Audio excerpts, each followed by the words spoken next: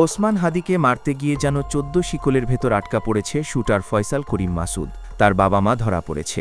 এর আগে প্রথমে তার স্ত্রী সাহেদা পারভিন সামিয়াকে মান্ডে নিয়ে ডিম থেরাপি দেওয়া হয়েছে।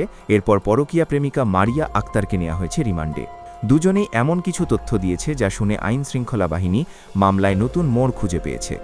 ইনকিলাব মঞ্চের আহ্বায়ক শরীফ ওসমান হাদিকে চেষ্টা মামলায় গ্রেফতার হওয়া ফয়সাল করিম মাসুদের স্ত্রী সাহেদা পারভিন সামিয়া জানিয়েছেন, ঘটনার 2 থেকে 3 দিন আগে স্বামীর সঙ্গে তার শেষ দেখা হয়েছিল। 15 ডিসেম্বর সন্ধ্যায় রিমান্ড শুনানিকালে আদালতে দেওয়া বক্তব্যে সামিয়া বলেন, ঘটনার কয়েকদিন আগে ফয়সাল করিম বাসা থেকে কাপড় নিতে এসেছিলেন। এর বাইরে তার বিষয়ে তিনি আর কিছু জানেন না বলে দাবি করেন। সামিয়া আরও বলেন, ফয়সাল সাধারণত গভীর রাতে তার কাছে আসতেন এবং সকালে চলে যেতেন। নিয়মিত কোনো যোগাযোগ ছিল না বলেও উল্লেখ করেন তিনি। তার ভাষ্য অনুযায়ী ঘটনার আগের সময়গুলোতে ফয়সাল তার সঙ্গে ছিলেন না এবং এই বিষয়টি তিনি আগেও বারবার বলে আসছেন। ঘটনার দিন ফয়সাল মারিয়া আক্তার লিমার সঙ্গেই ছিলেন বলেও আদালতকে জানান তিনি। এদিকে এই মামলায় ফয়সাল করিম মাসুদ, তার স্ত্রী সাহেদা পারভিন সামিয়া, শালাক ওয়াহিদ আহমেদ সিপু এবং তার প্রেমিকা মারিয়া আক্তার লিমার 5 দিনের রিমান্ড মঞ্জুর করেছেন আদালত। ঢাকার অ্যাডিশনাল চিফ মেট্রোপলিটন ম্যাজিস্ট্রেট জসিতা ইসলামের আদালত তাদের এই রিমান্ড অনুমোদন দেন।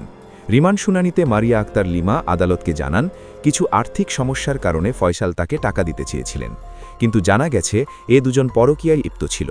এর আগে 15 তারিখ বিকেলে ডিবি কার্যালয় থেকে তাদের আদালতে হাজির করা হলে প্রত্যেকের জন্য 7 দিনের রিমান্ড আবেদন করে পুলিশ। 14 ডিসেম্বর রাজধানীর বিভিন্ন এলাকা থেকে র্যাব তাদের আটক করে। পরে শরীফ ওসমান হাদিকে হত্যা চেষ্টা মামলায় তাদের গ্রেফতার দেখানো হয়। তাদেরকে গ্রেফতারের পর এ মামলা নতুন দিকে মোড় নেয়, বিশেষ করে মাসুদের পরকীয়া প্রেমিকা মারিয়া আক্তারের বয়ানে। সে জানায় সে হাদির ব্যাপারে কিছু জানত না। মাসুদের সাথে তার পরিচয় হয়েছিল ফেসবুকের মাধ্যমে। মাসুদ তাকে টাকার লোভ দেখিয়েছিল। তবে গোয়েন্দা সূত্র বলছে, হাদিকে শেষ কিছুদিন মাসুদ মারিয়ার বাসাতেই ছিল।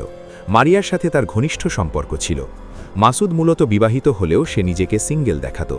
ছাত্রলীগের চিরাচরিত রূপ যেটা, পদ বাগিয়ে নেয়ার জন্য তারা সবসময় বিবাহিত জীবন আড়াল করে, অর্থাৎ ডাবল টাইমিং করতে চায়। একদিকে ঘরে বউকে রেখে আরেকদিকে পরকীয়া। মাসুদ নিজেও হয়তো কল্পনা করেনি এই পরকীয়া একদিন তার জন্য কাল হবে। হাদিকে শেষ করতে গিয়ে তার একুল ওকুল সবই গেছে। এদিকে স্ত্রী ও প্রেমিকার পর ধরা পড়েছে মাসুদের বাবা মা। 16 তারিখ ভোর 5:30টার দিকে র্যাব 10 ঢাকা জেলার দক্ষিণ কেরানীগঞ্জের হাসনাবাদ হাউজিংয়ে বিশেষ অভিযান চালায়। অভিযানে ফয়সালের বাবা মোহাম্মদ হুমায়ুন কবির ও মা মোসাম্মদ হাসি বেগম গ্রেফতার হন। গ্রেফতারের পর র্যাবের এক সংবাদ বিজ্ঞপ্তিতে বলা হয়, প্রাথমিক অনুসন্ধানে জানা যায় হুমায়ুন হাসি দম্পতির 4 সন্তানের মধ্যে ফয়সাল তৃতীয়। ফয়সাল রাজধানীর আগারগাঁয়ে তার বোন মোসাম্মদ জেসমিন আক্তারের বাসায় প্রায়ই যাতায়াত করতেন। ঘটনার দিন রাতে জেসমিনের বাসায় একটি ব্যাগ নিয়ে ওঠেন ফয়সাল। পরে বাসার ফাঁকা জায়গা দিয়ে ব্যাগটি ফেলে দেন। আবার আসামি তার ভাগ্নে জামিলকে দিয়ে ব্যাগটি নিয়ে আসেন। আসামি তার ব্যবহৃত 2টি মুঠোফোনের একটি বাসার ছাদ থেকে ফেলে দেন, অন্যটি তার মাকে দেন। সেখানে তিনি তার মা বাবার সঙ্গে দেখা করেন। সেখানে অবস্থান নিরাপদ মনে না হলে আসামি ফয়সাল ও তার বাবা মাকে নিয়ে আগারগাঁও থেকে মিরপুর, পরে শাহজাদপুরে চাচাতো ভাই আরিফের বাসায় যান। র্যাবের সংবাদ বিজ্ঞপ্তিতে বলা হয়, ফয়সালের বাবা হুমায়ুন ছেলেকে একটি সিএনজি চালিত অটোরিকশা ভাড়া করে দেন, সঙ্গে কিছু টাকাও দেন। পরে হুমায়ুন হাসি দম্পতি ছোট ছেলে হাসান মাহমুদের কেরানীগঞ্জের বাসায় যান। তারা জুরাইন থেকে 2টি সিম কিনে ব্যবহার করেন। এদিকে ওসমান হাদির ওপর গুলিবর্ষণের ঘটনার পর দেশজুড়ে চাঞ্চল্য ছড়ালেও এখনও ধরা পড়েনি মূল অভিযুক্ত ফয়সাল। আইনশৃঙ্খলা বাহিনীর তদন্তে উঠে এসেছে, ময়মনসিংহের হালুয়াঘাট সীমান্তের একটি সুড়ঙ্গ পথ ব্যবহার করে সে ভারতে পালিয়ে যেতে পারে এমন শক্ত সন্দেহ করা হচ্ছে। তদন্ত সংশ্লিষ্ট সূত্র জানায়, হামলার পরপরই ফয়সাল তার সহযোগী মোটরসাইকেল চালক আলমগীরকে সঙ্গে নিয়ে রাজধানীর মিরপুর এলাকা ছাড়ে। এরপর আশুলিয়া ও গাজীপুর হয়ে তারা ময়মনসিংহে পৌঁছায়। সেখান থেকে হালুয়াঘাটের ধারাবাজার এলাকায় আসে ফয়সাল। পরে একটি প্রাইভেট কার ও মোটরসাইকেলে সীমান্ত ঘেঁষা বুটিয়াপাড়া গ্রামে নেওয়া হয় ফয়সালকে। বুটিয়াপাড়ার ওই বাড়িটির পাশেই ভারতের সীমান্তবর্তী কাঁটাতারের বেড়া রয়েছে। স্থানীয়দের ভাষ্য অনুযায়ী কাঁটাতারের নিচ দিয়ে পানি চলাচলের জন্য তৈরি একাধিক সুড়ঙ্গ বা পাইপ রয়েছে। অভিযোগ রয়েছে এই সুড়ঙ্গগুলো দীর্ঘদিন ধরে চোরাকারবারি ও মানব পাচারকারীদের গোপন পথ হিসেবে ব্যবহৃত হচ্ছে। রাতের আধারে এসব সুড়ঙ্গ দিয়েই মানুষ ও মালামাল সীমান্ত পার করা হয়। আইনশৃঙ্খলা বাহিনীর দাবি, স্থানীয় চোরাচালান ও মানব পাচার চক্রের সহায়তায় ফয়সাল ওই সুড়ঙ্গ ব্যবহার করে ভারতে পালিয়ে গেছে। এই চক্রের সাথে জড়িত সন্দেহে ফিলিপ নামের এক ব্যক্তির নাম উঠে এসেছে। ফিলিপ দীর্ঘদিন ধরে সীমান্ত এলাকায় চোরাচালান, বালু ব্যবসা ও মানব পাচারের সঙ্গে জড়িত বলে অভিযোগ রয়েছে। তার 2 আত্মীয়কে ইতোমধ্যে গ্রেফতার করে ঢাকায় নেওয়া হয়েছে। তবে বিজিবি বা পুলিশের পক্ষ থেকে এখনও আনুষ্ঠানিকভাবে নিশ্চিত করা হয়নি যে ফয়সাল নিশ্চিতভাবেই ভারতে পালিয়ে গেছে। আইনশৃঙ্খলা বাহিনী জানিয়েছে, অভিযুক্তরা বাংলাদেশে লুকিয়ে আছে নাকি সীমান্ত পেরিয়ে গেছে তা নিশ্চিত করতে সীমান্ত এলাকায় বিশেষ অভিযান ও নজরদারি চলছে।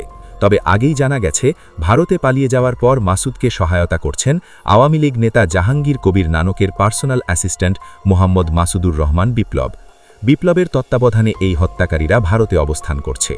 নির্ভরযোগ্য সূত্র জানা গেছে, অত্যন্ত পরিকল্পিতভাবে এই আক্রমণ করা হয়েছে এবং আরও কয়েকটি হিট টিমের একই রকম ঘটনার পুনরাবৃত্তির পরিকল্পনা চেষ্টা রয়েছে।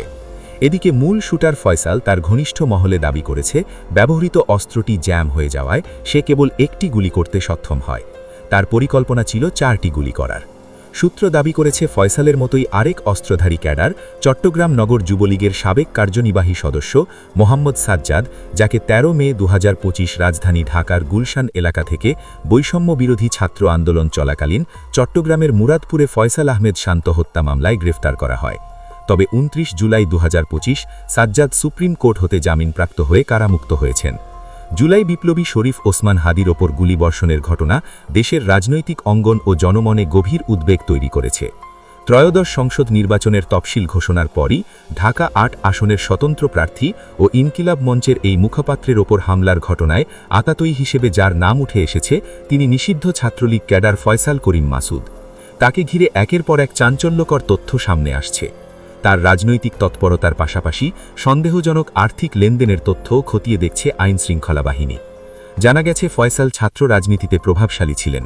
তিনি সর্বশেষ ঢাকা মহানগর উত্তর ছাত্রলীগ সাবেক সহ-সভাপতি এবং আদাবর থানা ছাত্রলীগ প্রধান হিসেবে দায়িত্ব পালন করেছেন। জুলাই বিপ্লবের পর নিষিদ্ধ সংগঠনটির পক্ষে ঝটিকা মিছিল, চোরাগোপ্তা হামলা ও বৈঠকে সক্রিয়ভাবে অংশগ্রহণ করছেন। এমনকি ভারতে পলাতক মৃত্যুদণ্ডপ্রাপ্ত শেখ হাসিনা নেতৃত্বাধীন সরকারের সাবেক স্বরাষ্ট্রমন্ত্রী মৃত্যুদণ্ডপ্রাপ্ত আসাদুজ্জামান খান কামালের সঙ্গেও ঘনিষ্ঠ সম্পর্ক আছে বলে গোয়েন্দা সংস্থার বিভিন্ন সূত্রে জানা গেছে। এদিকে মাসুদকে নিয়ে বক্তব্য দিয়েছেন গণমাধ্যমের সুপরিচিত মুখ আর.জে. কিবরিয়া। তিনি বলেছেন, হাদির শুটার আর বাপ মা পরিবার গ্রেফতার। তুই ইন্ডিয়াতে থাক আর তোর বাপ মা পরিবার জেলে থাকুক। হাদি মরলে হিরো, বাঁচলেও হিরো। আর তুই, তোর 14 গোষ্ঠী কোনোদিন তোর পরিচয় দিবে না। তোর বাপ মাও প্রতি মুহূর্তে আক্ষেপ করতেছে, তোর দুনিয়াতে আইনা। উত্তম আর অধম কাকে বলে দুনিয়াতেই দেখে গেলি। তোর কি ধারণা ইন্ডিয়া আর তোর বাপরা তোরে বাঁচায় রাখবে? তোর একুল ওকুল 2 কুলি শেষ গর্ধব।